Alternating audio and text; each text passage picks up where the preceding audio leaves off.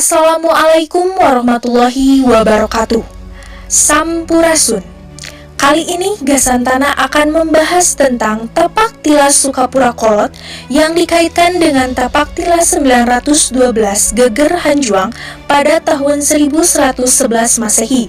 Kesinambungan tersebut dengan sejarah Sukapura pada tahun 1632 Masehi. Sukapura pewaris kerajaan Galunggung yang menjadikan adanya teritori Priangan sebagai satu wilayah yang punya kekuasaan secara eksekutif.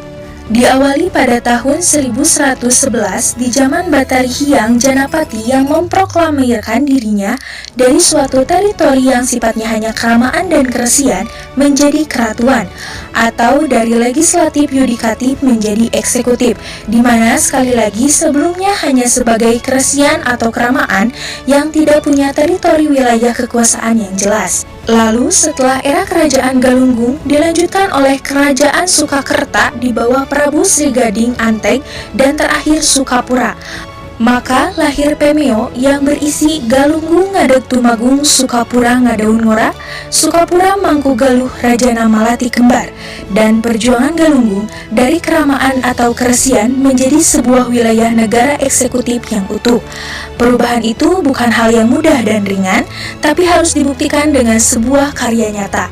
Dalam hal ini, Batari Hyang Janapati membuktikan dengan cara membuat karya fenomenal, yakni membuat parit terbesar setatar Sunda, bahkan senusantara, yang diabadikan dalam Prasasti Geger Hanjuang, Kecamatan Lewisari, yang isinya Batari Hyang Janapati dari Rumatak yang sudah membuat parit Galunggung, sehingga jika ingin menyusuri awal terbentuknya pemerintahan di Tasikmalaya secara de facto diawali dari kerajaan Galunggung, kalau era Sukapura diawali dari pengangkatan Bupati Sukapura Raden Wirawangsa menjadi Adipati Wiradadaha I. Pada tanggal 26 Juli tahun 1632 Masehi, berdasarkan piagam Kesultanan Mataram oleh Sultan Agung dari Jawa, saat itu Sunda sudah tidak mandiri lagi, tapi berada di bawah kekuasaan Kesultanan Mataram.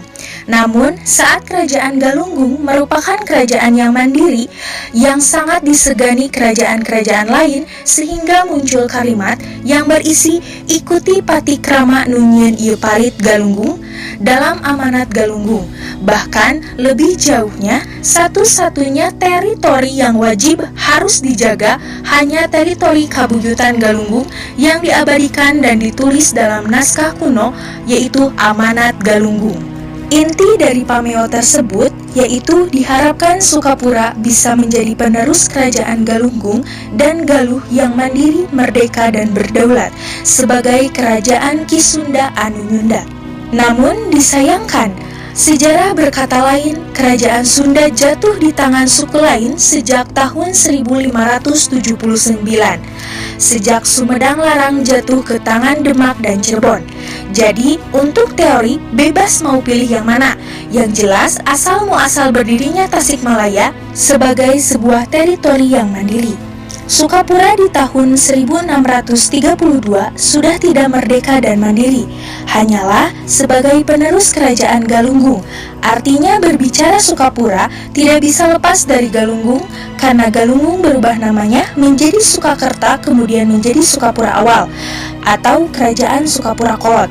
Di sini jelas Sukapura bukan pembuka awal sebuah kekuasaan dan teritori yang mandiri, merdeka, dan berdaulat, tapi hanya penerus dari kerajaan Galunggung tersebut.